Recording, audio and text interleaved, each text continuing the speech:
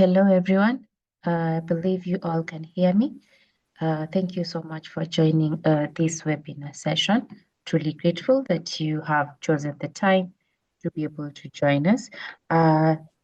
We would want to start immediately. My name is Sheilah, first of all, part of the HG team. We will start with a bit of introductions, getting to know who the panelists are, and then we'll have a session where we'll be taking through something that we have in store for you guys from HG. And then now we get to embark on the training for today. With that, I think I want to just give a shout out to a few people who've been able to say who they are. We have Bridget from Rwanda, Christine from Uganda. Hi, Abdikafi, Said, how are you? And Abdullahi and Zainab and Paul as well from South. Thank you so much for joining this session. With that, I think I will bring on board the HG team to be able to introduce themselves, and then we can proceed from there. I will start with Brian. Hello, everyone. I hope you can all hear me. So my name is Brian, part of the technical team at Humanitarian Global. My work is to ensure that this event is a success. Thank you. We look forward to a resourceful event. Thank you so much, Brian, for that. We'll have Ian introducing himself as well. Thank you, Sheilah. Good morning, good afternoon, everyone, from wherever you're joining us from. I'm looking forward to a learning session. I'm really happy to be part of this session this morning. Thank you, Sheilah. Let's have Anthony also introducing himself. Hi, everyone, and thank you so much, Sheilah. So happy to be part of this session. My name is Anthony Mukuhi from the academic support team, working with my colleagues here to ensure that you have a great event. So in case of any challenges, interest to join our training workshops, you can always chat me in the chat section. So thank you so much, and back to you, Sheilah. Great. Thank you so much for that, Anthony. And then we'll also have our expert for the day just coming in to say hi. Then we'll later on give her a chance to continue with the session. Welcome, Susan. Thank you, Sheilah. Hello, everyone. I hope you can see me. It's a pleasure to be part of today's webinar and to take you through what we have prepared or is in store for the rest of us. And I'm looking forward to a very interactive session. Thank you. Thank you. Thank you so much, Susan. So what is it? The topic for today is challenges in how to implement SBCC programs. And allow me to bring on board Ian to tell us what he has in store from HG. Then we can be able to proceed to tackle what is meant for us in this webinar. And as Ian prepares himself, I think I will say hi to Laston Piri, or Kabwe from Zambia, hi Don from DRC, and hi William Deng. Yes, thank you so much. Ian, back to you. Thank you, Sheilah, for this opportunity. Once again, good morning, everyone. My name is Ian. I represent the business development team at Humanitarian Global. Thank you so much for making the time to join us in this session. And we really hope that we'll be able to learn a lot, especially on the topic of the day, which is, again, is quite informative when it comes to the programs that we, or the campaigns that we are currently implementing. So just to share very briefly in 5 minutes what you can look out for even after this session. So we have an upcoming training workshop this coming week from the 25th of March, and it's going to be a session, a training session in SBCC, and through that session we'll be able to just tackle, you know, some of how to manage effective campaigns in the areas that we are operating in. And I hope and pray that indeed we'll be able to connect with most of us in that session. So probably just to give you a sneak peek of what to expect, just allow me to share my screen so that we can be able to, you know, get to grasp what will be covered. I hope you can see my screen, Sheilah. Thank you for that. So it's going to be a 5-day training workshop. It's going to be held online, and for this session, we'll have 2-hour sessions per day, and the training content will be mostly around SBCC, the introduction to SBCC, how to craft effective campaigns, just to help us walk us through the C planning process, which essentially is about focusing, designing and creating our messages that are impactful and really meet the context that we are operating in. Also, in the third module we'll get to cover aspects about implementation and monitoring. And lastly, we'd also like to cover aspects of evaluation and replanning.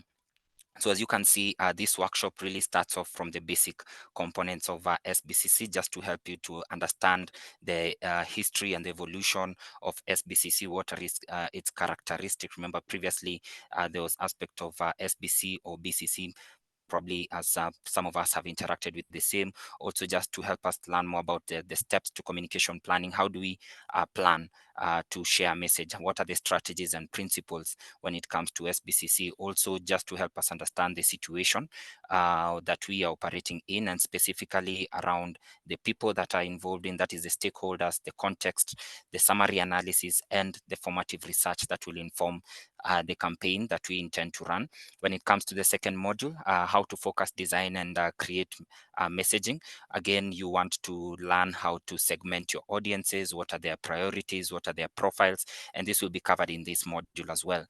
Also important to note is some of the barriers and facilitators to change, which I'm sure Susan will be able to speak on even as we continue with this session. And that will be covered as well in the second module, some of the objectives in the communication that you're trying to send out. It's also important to document that so that we really don't stray away from the campaign that we intend, or the message that we want to put across. And also when it comes to placing yourself strategically, what is the strategic approach and positioning of the messaging that we are trying to share out, and also how to refine and present the same strategy.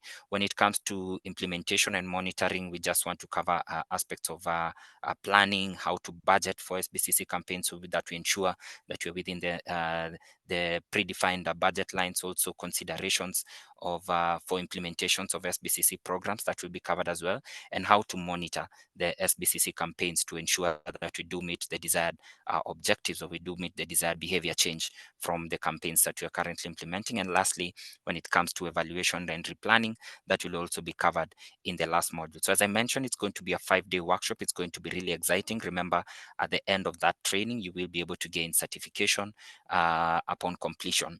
And if you'd like to be considered for this part of the training, remember, we are only a few days away, and I'd like to ask us to just sign up for this training. The training fee is only $300 USD, $300, and it's going to be really great in terms of the content that will be covered. Susan will be able to walk us through the content in a very exciting manner, and I'm sure this training will be really beneficial for you. So we are going to share the training, the registration link in the chat section, and I do hope and pray that indeed we'll be able to interact in that class as well. So please don't miss out on that. If you also have any inquiries, any questions, remember to share your contact details in the chat box, and one of our team members will be able to get in touch with you. So thank you for that, and I do look forward to meeting most of us in that class. Over to you, Sheilah.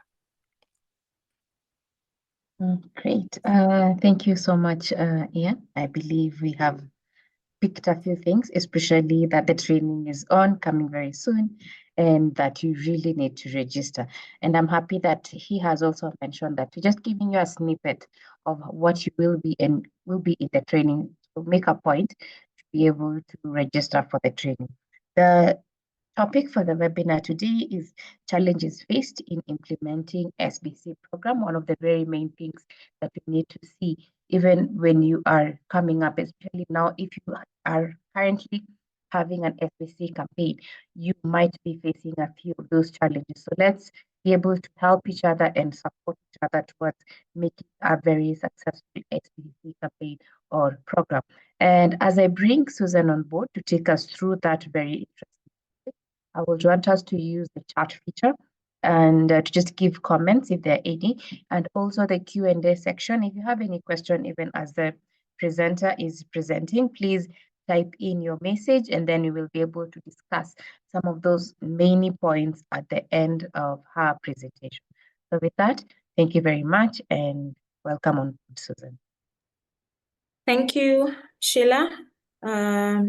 So as Sheilah has mentioned, today we'll be discussing some challenges. Doesn't mean that it's exhaustive. And that is why I'm hoping that today's session is going to be very interactive. So we'll be discussing some challenges that are faced with the implementation of SBCC programs. I know amongst us, there are those who are already professionals in that sector, in the communication field, or in various sectors such as health or water, who have implemented social and behavior change communication campaigns to some degree, or the entire extent of that program. So we are all here to learn. We are all here to learn from each other, share experiences as much as possible, best practices, to better our implementation in our sectors. So I will just share my screen. I have some few slides for us today. So just right into it. For those who might have already attended the SBCC training, this could be familiar. For those who haven't, I'll start by attempting to define social and behavior change communication. And we define it as a systematic application of interactive, theory-based and research-driven communication processes and strategies to address change at firstly the individual level, the communal level, and finally the societal level. So there are 3 levels in which our messages that that we formulate should apply to, and this could be different messaging, different channels that are used at the 3 levels to ensure that we are able to speak to our intended audiences. And when we talk about social change, we basically mean social change in social order and institutions, social behaviors and social norms. And when we talk about behavior change, we're talking about human behavior, basically. So SBCC has been, a strategy that has been applied, especially in the health sector, where health professionals, especially in the public health subsector, have been pushing for change in behavior amongst communities for better quality of life. So, for instance, when you're talking about ending open defecation, SBCC has been applied to trigger first the community to understand why open defecation is harmful to their health, how it is harmful to their health, and then start developing good behaviors to end open defecation. So that is just one of the many ways that SBCC has been used in the public health sector. There are various other ways. For example, when you're talking about tobacco use in a community, whether it's amongst the youth or older generations, you first start by, giving them information about tobacco, how it affects their bodies, what diseases are associated with tobacco use. And then you start building, or you start replacing this bad behavior with good behavior. So you're encouraging communities to raise their self-efficacy and, just collective efficacy towards the very end, so that people are able to believe and be confident that they can make these changes and sustain this good behavior, for the long run, right? So social change and behavior change is important to what we do in our various sectors, because they both are necessary for programs to improve health outcomes or any other intended outcomes if it is not health related. But most often than not, you'll find that it is, even if it's not directly, it is health related. Again, social change and behavior change are complementary. You cannot attain behavior change without changing the society of the target audience. If you're not able to change their way of thinking, at the communal level, then at the individual level, you probably will have lost them, because those are the people that directly influence the target audience. Then it's important for us to use both strategies to ensure that the change is sustainable. So if we are practicing both, or we are pushing for both social and behavior change, then we are more or less trying to ensure that our program is sustainable in the long run. So there are 3 key strategies that SBCC employs. The first is advocacy. to raise resources as well as political and social leadership commitment to development actions and goals. Advocacy is mostly applied at the national level, where you're trying to get the attention of legislators, policymakers, and regulators, so that there's a change in policy or an introduction to policy associated with the issue that you're addressing with your SBCC program. So advocacy would mostly be at the national level. The second strategy is social mobilization for wider participation, coalition building, and ownership, including community mobilization. So social mobilization would be applied across the two levels, which is individual and communal levels. Here, you're looking for as much buy-in within the community as possible, so it cuts across those two levels. And then you have behavior change communication, where you're using mass and social media, community-level activities, and interpersonal communication to attain changes in knowledge, attitudes, and practices among specific audiences. This again cuts across the two levels, which is the individual and communal levels, just because the change has to be felt at those levels before it can grow outward to the national level. So these are the three key strategies of SBCC, right? And you can see there's an illustration, I think, on your right, that also just gives you an idea of where these strategies lie. Advocacy being outermost ring, showing that that is at the national level. Then you have social mobilization that falls just below national level. So you're talking about the community as well as the individual or the targeted audience. Then we have behavior change communication, again, individual and community involved. And you have the use of various channels to implement the behavior change communication strategy, all right? Just like any program, SBCC has some essential elements that form the structure of the SBCC program. The first and most important is collecting helpful information, where we are talking about conducting formative research and reducing or eliminating the use of assumptions. So when you embark on an SBCC program, you're not relying on the knowledge that you have as an officer. You're not relying on hearsay or things that you have observed. No, you're going out into the community and gaining understanding as to why they do the things they do and how, so that you have as much information associated with the issue as possible. So it's collecting helpful, meaning it's relevant. Of course, because resources could be tight, you're not just asking questions for the sake of it. You're trying as much as possible to collect information in the most effective and cost-effective manner as possible, cost and time as well. Okay. Then there's navigating the environment, which is the second element. The environments here could be both communal and national, or either, depending on your extent of your SBCC program. And with any environment, there are dynamics that need to be considered, and this vary from one area to another, and you need to be cognizant of that. So that means that your program needs to be contextualized to the environment that you'll be working in. The third is segmenting your audience, okay?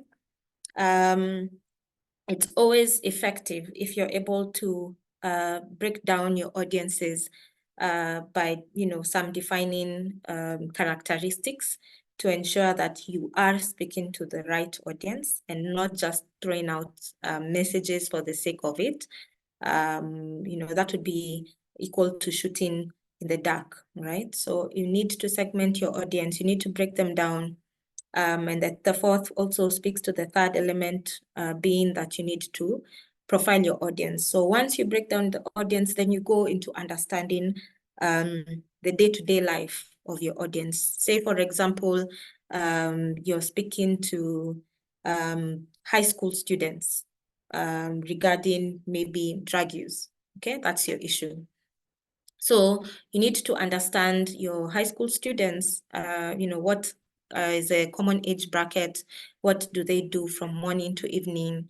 Some maybe are going to day schools, others are going to boarding schools. What is their, routine? What materials are they accessing? At what time are they accessing these channels or materials? And how, what language can be used so that this information reaches or, gets to them, all right? So that is profiling your audience.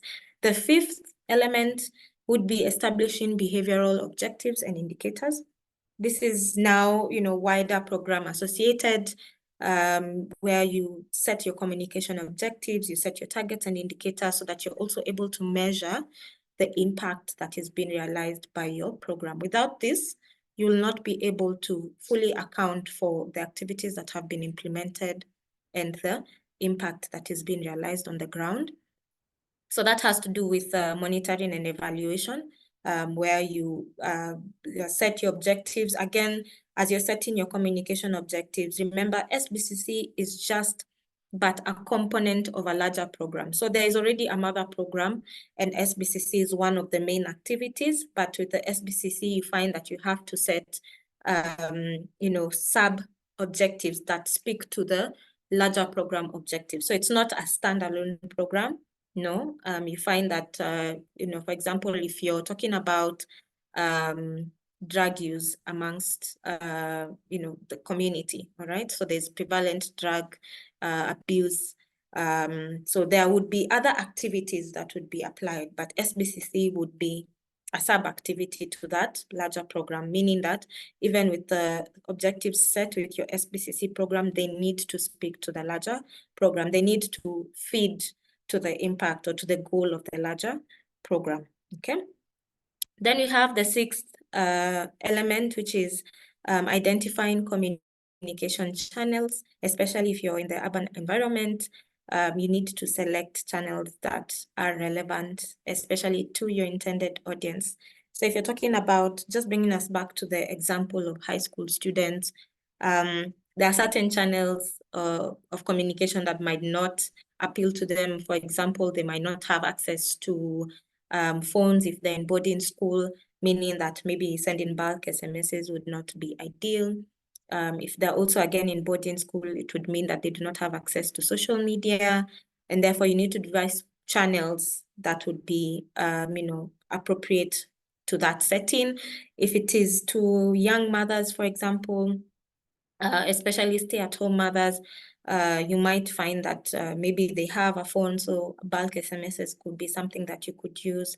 Again, you need to understand the environment. So if it is one shared phone within the family and that is a prevalent practice, you need to understand when she has access to that phone. It could be a show, maybe there's a certain TV or radio show that they listen to that you could, plug in your message maybe just before or as the show goes on, and you're sure that they will hear it. Could be that, you target them as they visit the dispensaries for their check-ins or clinic days. So you need to make sure that you select channels that are appropriate to your audiences. And finally, an essential element is developing messages, especially if you're targeting urban adolescents. I picked urban environment and urban adolescents because it's slightly easier, because they have access to a lot of gadgets and channels. But then again, it needs to be contextualized. So if you're developing messages for urban adolescents, there's a language that you can use that is more attractive to them. It could be using a song or a jiggle. It could be, using a show that they love to watch and, just plugging in the message, maybe on a commercial break, and so on and so forth. So the messages you develop should be messages that are motivational and also have an action tied to it, right? So if you're addressing the issue of drug use amongst high school students, then you should be motivating them to let them know that, yes, they can kick the habit. And then you also should let them know, beyond motivating them, that this is what they should do. So maybe you're asking them to call this toll-free line to access counseling services, or you're asking them to visit the nearest health facility, or maybe there are focus group discussions to rehabilitate those who are already addicted to the drug use, for them to access support and counseling during these group sessions. So the message that is very key. The message has to be motivating, but it also has to have an action tied to it, all right? Then going into the challenges that one might face as they implement their SBCC program. The first would be resistance from audiences to your SBCC program. This could be because maybe you have not contextualized your SBCC program. Possibly, maybe you've not involved the intended audience right from the get-go. So it feels like it's something that is being pushed down their throats, and therefore, you are just basically out of touch with what is on the ground, all right? So a way in which we can mitigate or take care of this challenge would be that, first of all, you involve your audiences from the word go, all right? From inception, once you have decided that, yes, I want to move ahead, I want to implement this program, then you should be able to, bring them on board and involve them from the onset. And then you need to continue assuring or reassuring your audiences that your program is protecting and empowering them to take control of their health and make responsible decisions. Another way is to ensure that you're presenting facts. And often you think that people are not bright. Sometimes you might want to hide within some rumors that have, if you're not fact checking what is on the ground, most often than not, your audience will be able to tell, and your program will lose credibility quite quickly. All right. One other thing would be, especially if it is parents, if it's younger people, that you have to consult their parents for consent. It would be that you integrate a component of your program that specifically targets the parents or guardians, by just breaking down what the program is all about, how you will go about implementing it, and, taking in any feedback that they might have. They might have very good ideas as to how to go about implementing your program. So it's very important that you integrate them as early as possible. The second challenge would be that maybe your audience is particularly marginalized or vulnerable. So it might be that they're hard to reach, okay?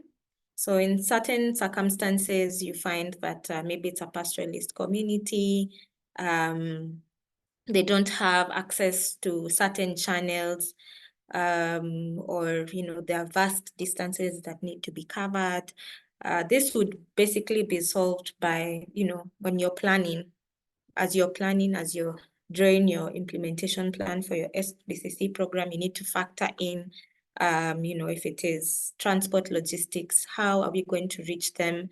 If it is choosing channels, how can we go about ensuring that the message gets to them effectively, all right? So if it means that you're, getting a group of local youth and empowering them or capacity building them to be champions for your project, then that could be cheaper than, shipping a theater group from one town to another to just pass this message across. Again, by using, local talent, you're also promoting ownership within the community. If if it's a vulnerable group that maybe doesn't have to do with geography, maybe it is associated with psychosocial issues or gender issues, for example, then you need to partner with psychologists and social workers who have the expertise of working with very vulnerable youth.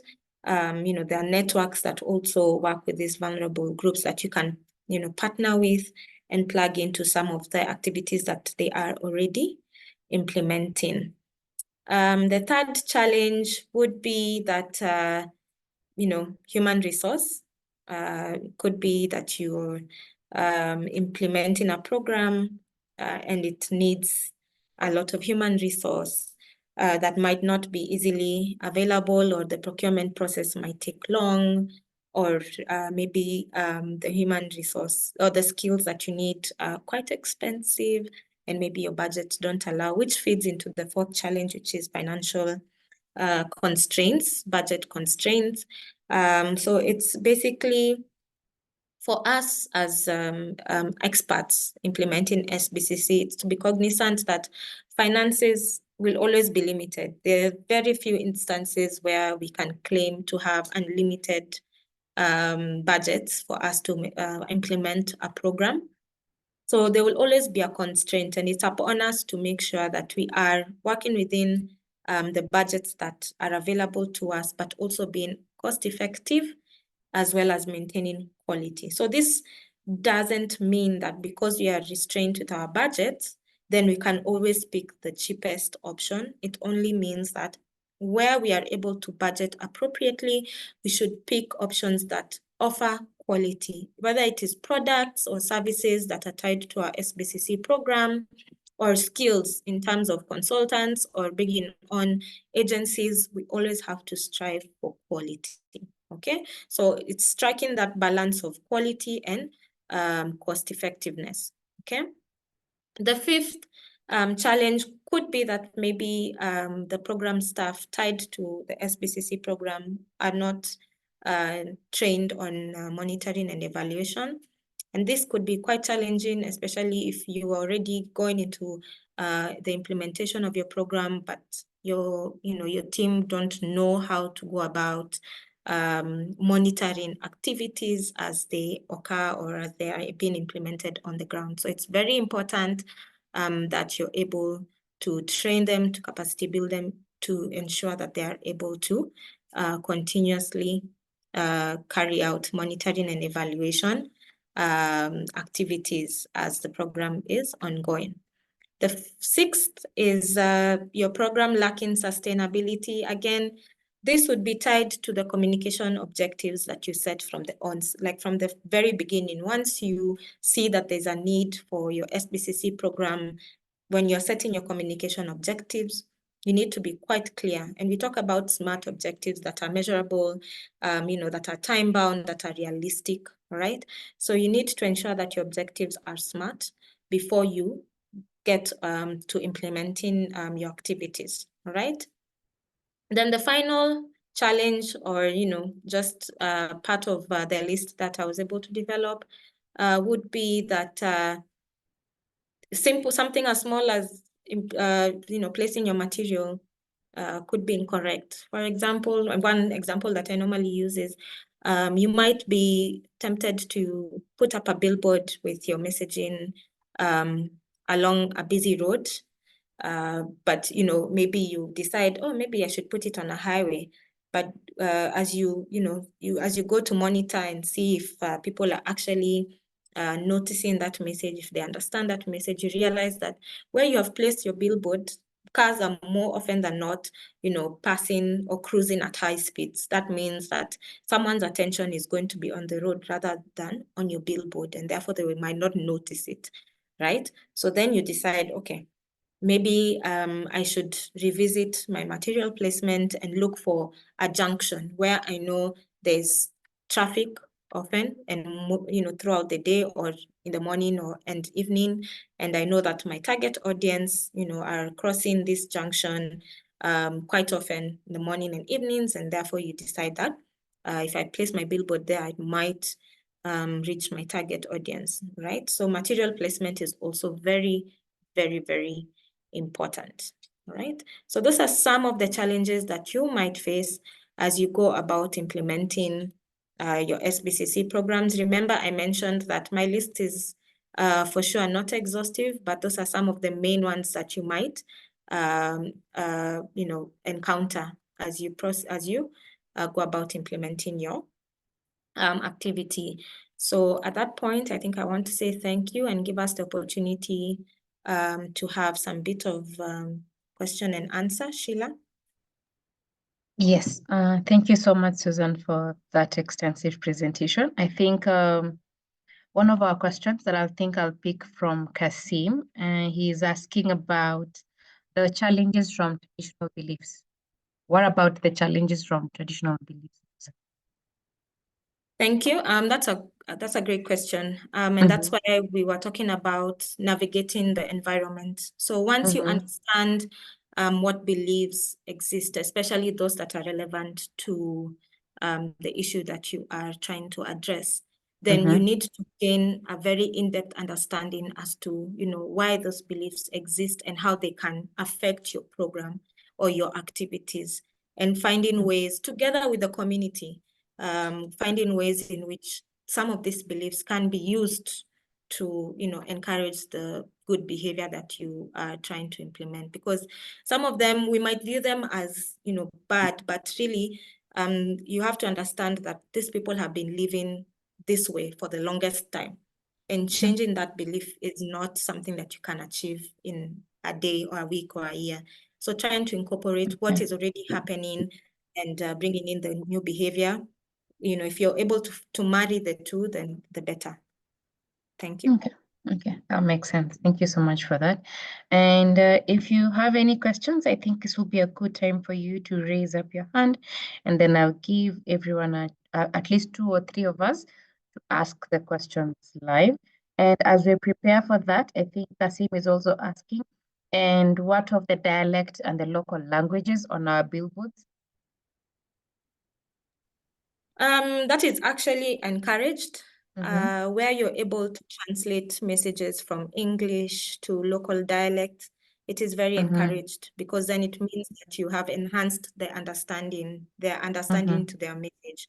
You've brought it closer home. So where you're able to produce materials that, have the local language, the better for sure.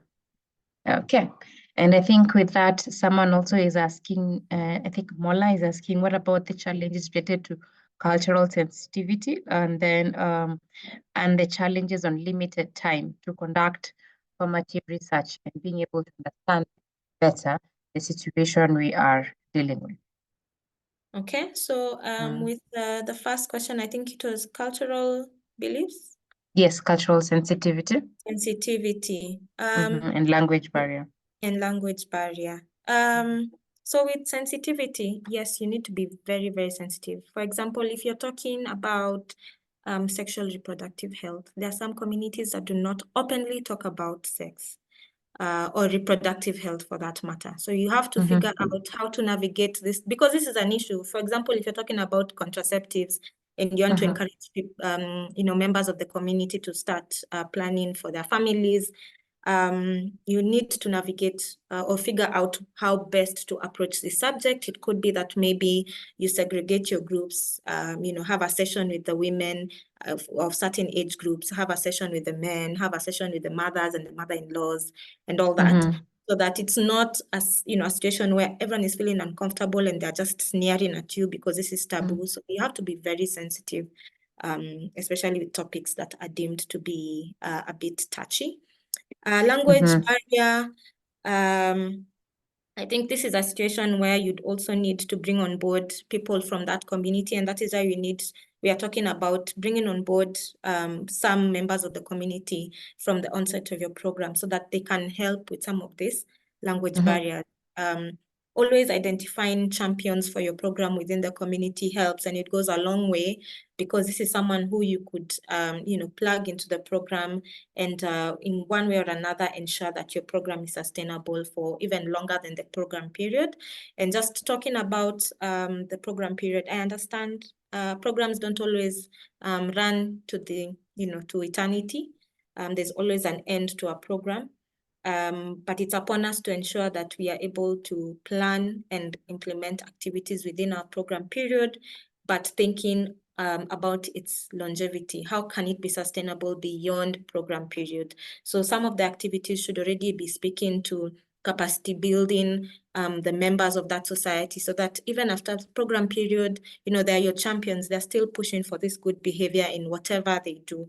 And of course, the other is, looking for opportunities where you can partner with other organizations that might have access to more funding, possibly more than you, to continue building on the activities that you have implemented during your program period, so that it's not lost. Okay, so it's not just a hard stop after your 3 or 5 year program period. I know it's not easy. There's lots of bureaucracies involved with partnering with other organizations, but where you're able to, then I would suggest that you do. Thank you, Sheilah. Okay, thank you. I think that was very, very much elaborate. We truly appreciate that. I'll give a chance to Tumainiel Mangi. Tumainiel Mangi, I think you can speak. Tumainiel Mangi, are you able to speak? Okay, as Tumainiel prepares himself, I think I'll ask a question. What's the difference between information, education, communication, and SBC? What's the difference between information, education, communication, and SBC? So SBCC has evolved from what was IEC, or Information, Education, Communication, to now a more interactive approach, which is what we are referring to as SBCC. So in the past, the communication channels felt as though someone was talking at you, talking to you to tell you, do this or do that, behave this way, all right, without really coming to you first to understand why is it that this is happening. Why is there prevalence in open defecation in this community?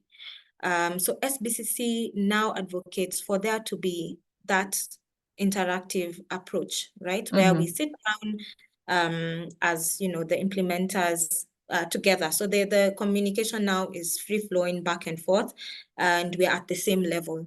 Right. So now I'm understanding what is happening, why it happens, the way it happens. And then I'm telling you, oh, okay, but what about, do you know that, because of open defecation, there's this, increased cases of diarrhea, cholera, or whatnot.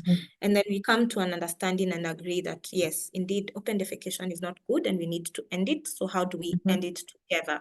So that is basically the difference. Ah, great. Thank you for that. So I think I'll give Mangi a chance. Mangi, you can unmute. Susan, what are some of the SBCC framework for social and behavioral change communication? What are some of the SBCC framework for social and behavioral change communication? I'm not too sure I understand what is meant by framework. I don't know if by framework you're talking about ways in which, or the steps in which SBCC is implemented. In our training, we normally use the C planning process, and we go quite in depth in the steps that are involved in formulating, implementing, and monitoring your SBCC programs. And I've alluded to some of it with the elements that I just discussed, but I would encourage, if you are able to sign up for the course, and you'll get so much information on the steps, or, how you go about developing, implementing, and monitoring your SBCC program. Okay. Yeah, that is very important. I think the best place would be us joining the class so that we can learn more on what is expected. And if I'm developing a proposal, what is the realistic proportion to budget for BCC? I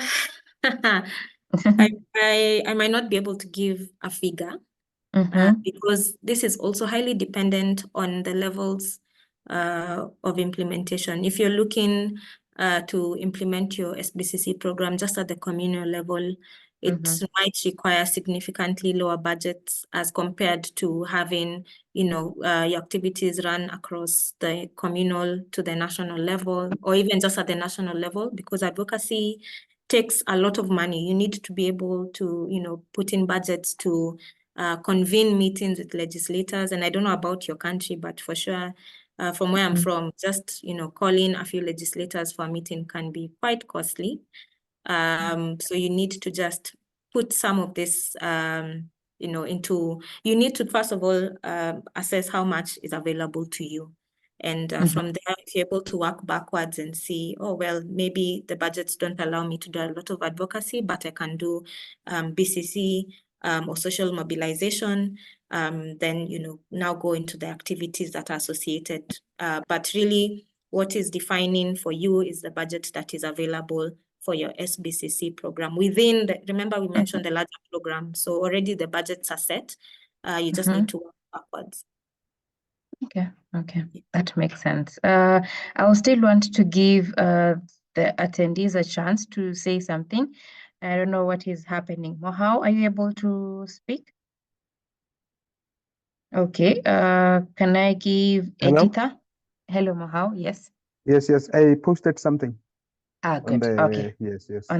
Okay, no problem. Yes. Thank you so much for that. Let's have Editha. I think I can also allow one person. Mosiua? Hello, Yes, Metrin. are you able to hear me? Yes, we are. Okay, thank you so much for the presentation. Thank you, Susan, for that quite informative information that you've given unto us. My challenge comes in when doing the implementation, and as she was saying that we should have that exhaustive communication during advocacy to the community. Maybe to give a realistic example, you get to find that maybe you go to a community that is very rigid. For instance, looking at an aspect on the health aspect, looking at the exclusive breastfeeding of children from 0 to 6 months, and then you go to a community, you want to put it that there should be that exclusive breastfeeding from 0 to 6 months. But then you find maybe when you're doing it, maybe with the CHPC at the community level, you find it that there is resistance in such a manner that a lady gets to tell you that even you yourself, you are given other feeds maybe at 3 months, and yet you thrive. Like they're just rigid to change. What can you do in that aspect? Yes, Susan. What can we do in such an instance? In the instance that you have a rigid community, maybe, sometimes the issue could be even beyond the breastfeeding. Sometimes I think we need to think outside the box and understand, what the issue is. Okay, it could be that, yes, they understand that for nutritional value, it is wonderful to have your, your child exclusively breastfeed for, the 6 months. But there could be other maybe beliefs that are associated with breastfeeding that you first need to tackle before you start seeing this good behavior, start taking roots. For example, especially with the young generation now, you hear people saying, oh, if I breastfeed, my my mammary glands will sag or something. So first of all, you have to address that issue. You have to address and just say, there's in no way that breastfeeding affects the appearance of your chest area, and you have to use facts. Okay, so it's not just you talking for the sake of it. Look for research. Bring in experts, lactation experts, for example, who can then address the issues that the underlying issues that may be causing the young mothers to not breastfeed their children. And from there on, once you have gained their trust and they're now, feel reassured, then you will start seeing that change. So it's always, with a rigid community, it's always advisable that you first fully understand what exactly could be the issue here. Yeah. Okay, that makes sense. Let's think about outside the box to be able to achieve some of these aspects. I hope Metrin, you're okay. Let's have Kasim. I don't know if... Hi everyone. Yeah. Hi. How are you? Just Thank of you. course, I have wrote my question on the question and answer section. How do you see the impact of lack of stakeholder collaboration on SBCC? It's a good thing to ensure that you collaborate with your stakeholders. Remember, you are not implementing something that is new to the earth or with under the sun. What we are implementing has already been done by other organizations in the past, and other organizations are also maybe currently implementing the similar programs. And as well, if if you're looking for sustainability with your program, it's always a brilliant idea to find ways you can collaborate with your stakeholders, whether it's through monthly update meetings, where you're talking about what you're doing, what the other organization is doing, and finding ways to synergize and partner with the activities that have been implemented, so that number one, you're not duplicating what each organization is doing, because if you are, that means that you're not being effective with the resources that are available to you. And then, of course, number two is to just ensure that your program is sustainable beyond program period. So in instances where you're able to plug in and synergize with other stakeholders, I would totally 100% advocate for that. Okay, Mola, that's okay. Good. Let's have Biko Rimana. Thank you. Great, thank you so much, Hello? Mola. Yes, Biko Rimana, Hello? you can speak. Hello, yes, we can hear you. Yeah, thank you for the presentation. My question is about the use of technology in BCC as a way to minimize the impact in budgeting. You know what, for BCC, we print a lot of tools, and after a period, we need to print again to renew the printing. We have also the issue of using many language in some countries, when you have to translate your tools in 5, 6 language. And one of the best strategy is to use screen as television, the screen, and then to identify an area where we can set solar panel. And then on those sites, we empower community leaders to manage those sites. Then we provide them a screen. And then in the screen, we have the message in different language on flash disk. And that is one of the best strategies to minimize the budget related to the printing, as well also for environment protection, prevention. That is. Okay. Great. Thank you so much for that. I think we've learned something from there. Yes, Susan, you can add something as we end. Yeah, I think that's a brilliant way to be environmental conscious. But then also remember that with SBCC, it's all about using many channels that are mutually reinforcing to ensure that you reach your target audience. So that could be one way, but you might need to add to that, because are we assuming that your audience, your target audience has access to that screen? It might be that it's not always that they do, and therefore maybe you want to incorporate maybe a drama group to perform some skits at the communal level. Again, of course, you have reduced the instances of printing, but the message is still getting to them. It could be through the use of focus group discussions, and so on and so forth. So you need to ensure that you're using a number of channels that you're able to pass your message across effectively, so that you do not miss out on any of your target audiences. Thank you. Okay. So I think with that, maybe you can tell us, is it possible to change channels even when the SBCC campaign is going on? Yes. SBCC is not rigid in any way, shape, or form. In the instance that maybe you decided to use social media, maybe for Facebook, for example, and you realize at some point that Facebook is not as effective as you once thought it was, within the SBCC program, you are able to replan. And through your monitoring activities, you're able to ascertain that, yes, Facebook is not as effective. So what else can we use to ensure that we are as effective as we can be? So yes, you are allowed to change, of course, within reason and within your budget risk, of course, but yes, you are. Okay.